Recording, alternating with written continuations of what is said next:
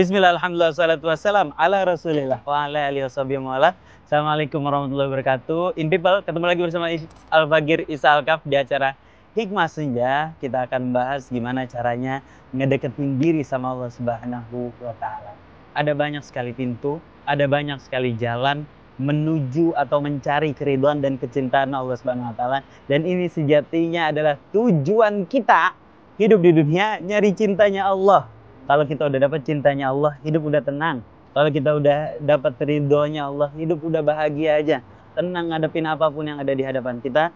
Karena kita berada di sisi Sang Maha Kuasa, Raja Dia Raja, pemilik perbendaharaan langit dan bumi, yaitu Allah Subhanahu wa Ta'ala. Pertanyaannya, apa sih cara termudah untuk bisa dapat ridhonya Allah, dapat cintanya Allah, ngedeketin diri sama Allah Subhanahu wa Ta'ala? Cara termudah, cara tergampang adalah lewat cara taubat. Kata Allah Subhanahu wa Ta'ala dalam janji di dalam Al-Qur'an, "Innallaha yuhibbut tawwabina wa yuhibbul mutatahhirin." Sesungguhnya Allah mencintai orang-orang yang senantiasa bertaubat dan senantiasa membersihkan dirinya sendiri.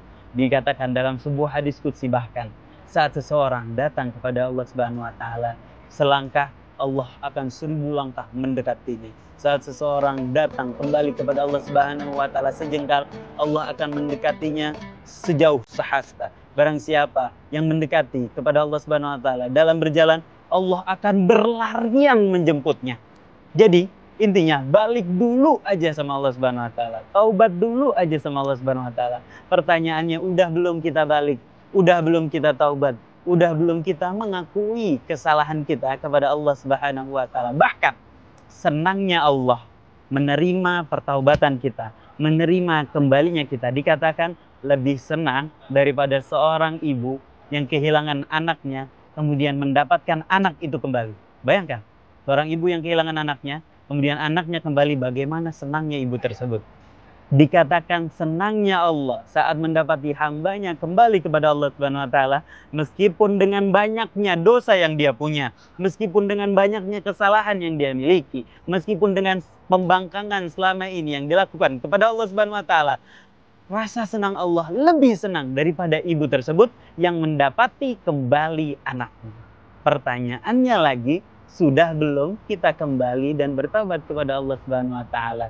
Bahkan orang semulia baginda Nabi Muhammad SAW, apa dosanya baginda Nabi? Apa kesalahannya baginda Nabi? Apa pembangkangan yang dilakukan oleh baginda Nabi Muhammad SAW?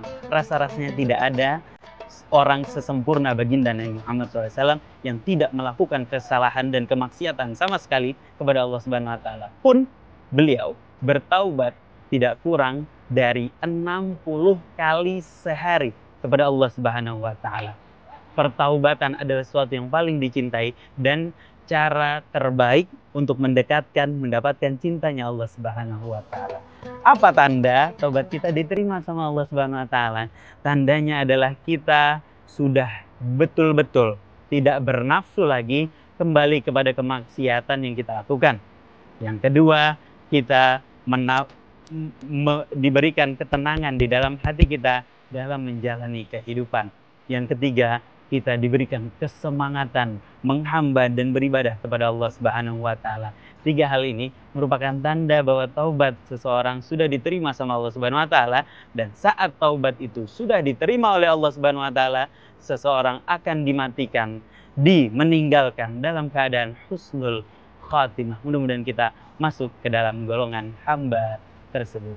In people yang dirahmati oleh Allah Subhanahu wa Ta'ala, seringkali sesuatu yang menghalangi kita untuk bertaubat adalah ancaman-ancaman kehilangan kenikmatan yang kita rasakan selama ini. Kehilangan teman-teman yang berada di lingkungan sekitar kita. Kehilangan circle, kalau bahasa orang kitanya. Kehilangan circle yang selama ini menemani kita dalam hura-huranya kita, dalam kemaksiatan yang kita, dalam pembangkangan yang kita sama Allah Subhanahu wa Ta'ala. Kita takut kalau kita berhijrah dan bertaubat kehilangan mereka. Tapi jangan khawatir, makhluk Allah ada banyak. Ciptaan Allah ada banyak, manusia yang Allah Subhanahu wa Ta'ala ciptakan yang bertakwa ada banyak.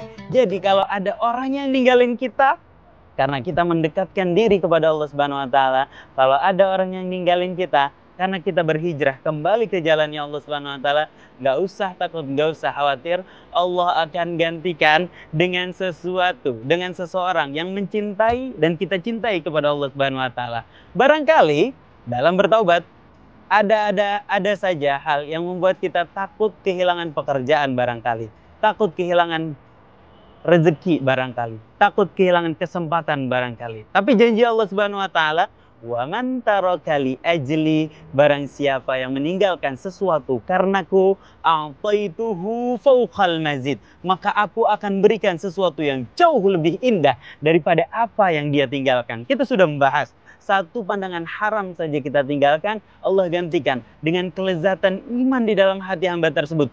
Bagaimana dengan satu kesempatan haram, satu pemberian haram, satu harta haram kita tinggalkan?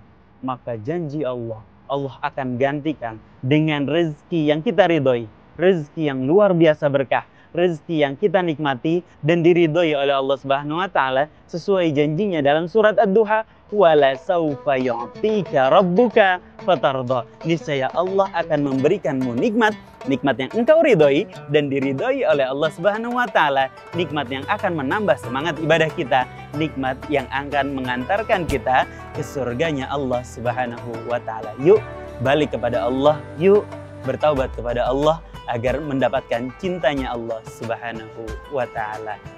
In people, makasih banyak ya udah nemenin kita di Hikmah Senja bersama Into Day Media, Al-Fakir Isa Al-Kaf beserta seluruh kru yang bertugas. Mohon undur diri, minta maaf kalau ada kesalahan. Kita ucapkan minal aidin wal faizin, mohon maaf lahir dan batin. Semoga amal ibadah kita selama bulan suci Ramadan diterima sama Allah Subhanahu wa taala. Semoga pertaubatan kita juga diterima dan dosa kita diampunin, dihapus sama Allah Subhanahu wa taala. Sekali lagi mohon maaf, selamat berlebaran.